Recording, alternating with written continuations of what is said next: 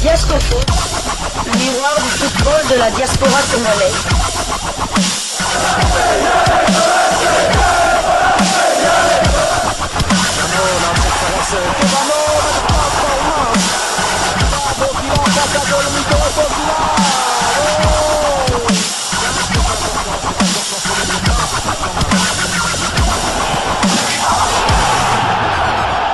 Diascofoot, le miroir du football de la diaspora congolaise.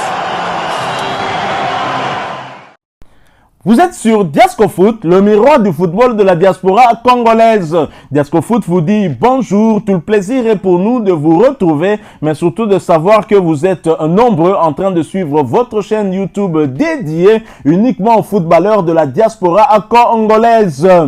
C'est l'heure de partager avec vous quelques news que nous avons pu récolter pour vous, des news concernant la tanière des léopards de la République démocratique du Congo, et cela dans le cadre de cette troisième livraison sportive de ce jeudi 31 octobre 2024. Une livraison qui nous emmène tout droit à Kinshasa, au siège de la Fédération congolaise de football association, ou Nokoseba, autrement dit Tatou Seba, ou encore Toutou Seba.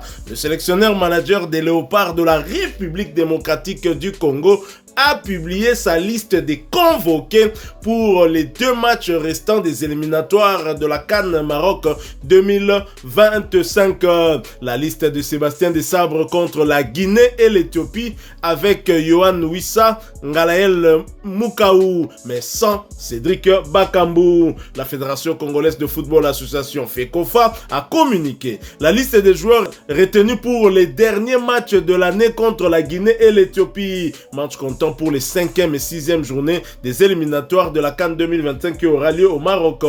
D'abord, face à la Guinée qui se jouera à Abidjan en Côte d'Ivoire le 16 novembre prochain, et contre l'Éthiopie le 19 novembre à Kinshasa. Le sélectionneur manager de Léopard a appelé 26 joueurs avec quasi aucun changement, si ce n'est 2 ajouts. Ngalael Mukaou et Yohan Wissa entre autres qui signent leur retour au milieu. Le jeune Lillois Mukaou, 19 ans, il va avoir justement 20 ans le mois de novembre prochain, c'est déjà à partir de demain, signe son retour après une absence lors du dernier rassemblement. Il avait été convoqué pour la première fois au mois d'août dernier pour l'ouverture des qualifications, mais avait finalement dû renoncer pour cause de blessure, une blessure contractée lors d'un duel qui opposait son équipe Lille au Paris Saint-Germain. Sauf revirement, il va donc certainement vivre sa première cape avec les léopards de la République démocratique du Congo. C'est du moins ce que nous espérons.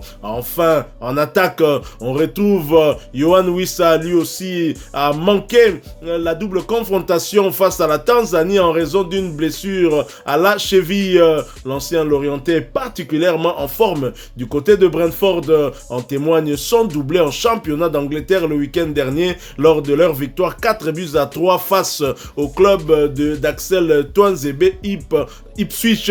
Axel Tuanzebe qui n'est pas retenu dans cette liste et pour cause, il est blessé et donc pas encore prêt pour revenir remplacer. Vous le savez, il a été depuis les 3e et 4e journées par Peter Kyoso d'Oxford en Championship. Pour le reste, le capitaine Chancel Mbemba Amangulu, Arthur Maswaku, le gardien Dimitri Berto ou encore Fiton Maele Kalala, voire Silas Katompa Envupa sont tous bien là.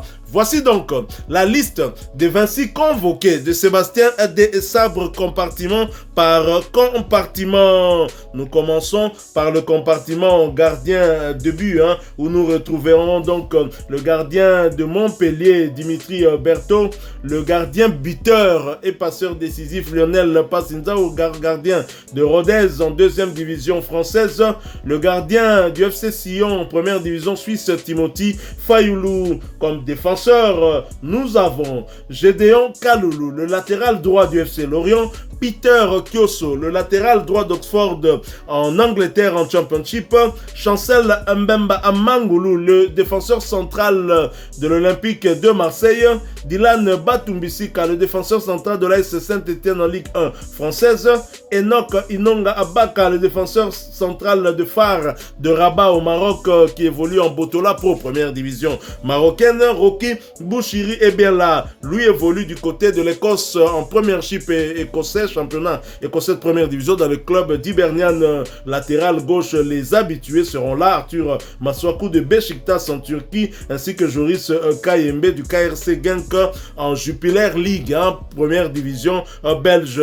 Comme milieu de terrain, Charles Piquel de l'US Cremonese en deuxième division italienne Série B. Meshak Elia de Young Boys de Berne en Suisse. Ngalael Mukau du LOSC, il fait donc son retour. Silas Katompamvupa de l'Étoile Rouge de Belgrade en Serbie. Edo Kayembe de Watford en Championship, deuxième division anglaise.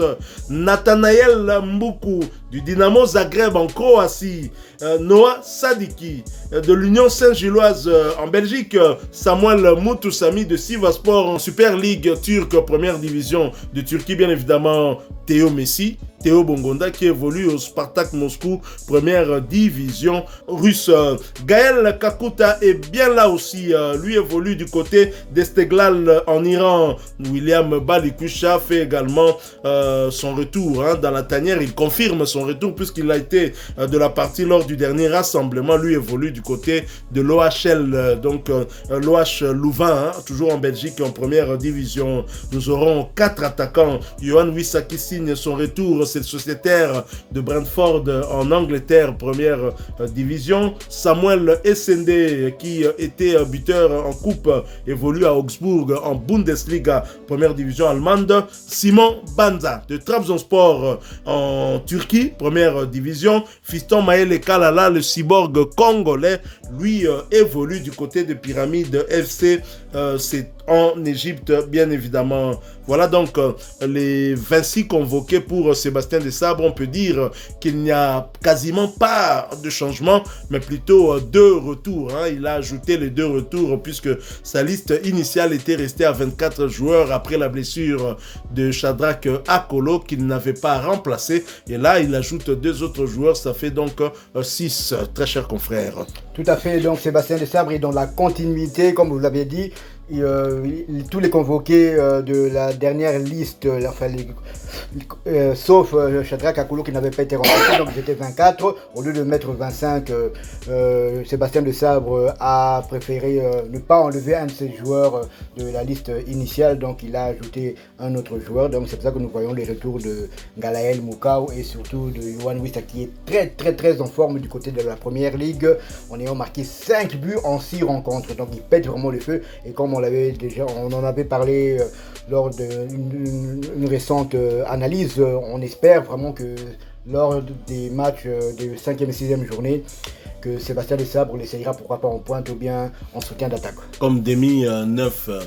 Et bien évidemment, Johan Wissa qui signe son retour, un joueur important dans la tanière, tout comme dans son club, il le prouve si bien, vous l'avez rappelé, 5 buts en 6 matchs. Et je pense que ça doit être le Léopard qui a le meilleur ratio, même si en termes de buts, il y a Shadrack Akolo qui venait de totaliser aussi 5 buts et 5 passes décisives. Il doit être le Léopard le plus décisif de cette saison. Mais Johan Wissa, je pense qu'au regard des nombres de matchs qu'il a eu à jouer en championnat, par rapport à Shadrack Akolo, il doit être certainement le Léopard qui a le meilleur ratio. Avec 4 succès en autant de matchs, 6 buts inscrits et aucun encaissé, la RD Congo est largement en tête du groupe H et est déjà qualifié à la CAN avec 6 longueurs d'avance sur son poursuivant, la Guinée.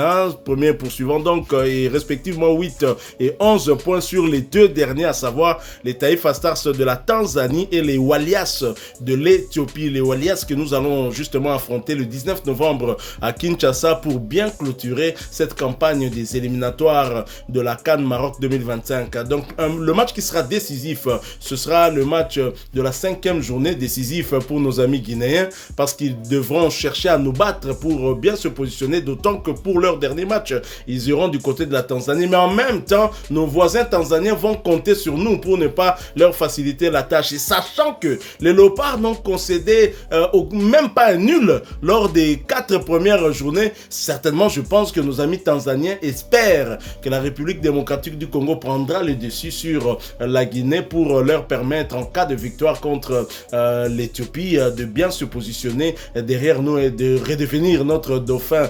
En fait, voilà les Léopards qui finalement utilisent la calculatrice, mais pour d'autres. Ce n'est pas pour nous-mêmes, mais on va utiliser la calculatrice pour d'autres. Ça dit que tu allez Kabola Bitumba, na groupe Oyo. Bisonde to Kabola Bitumba. Là maintenant, on pourra choisir qui pourra nous accompagner du côté du Maroc. Est-ce la Guinée? Est-ce la Tanzanie? Donc, puisque ce sont les deux pays qui peuvent prétendre à l'autre place à prendre dans notre groupe H, bien évidemment. Que pensez-vous de cette liste, chers amis? Dites-nous-en un mot en commentaire. Vous avez aimé cette 3e livraison de ce dernier jour du mois d'octobre? Laissez-nous, s'il vous plaît, un maximum de j'aime.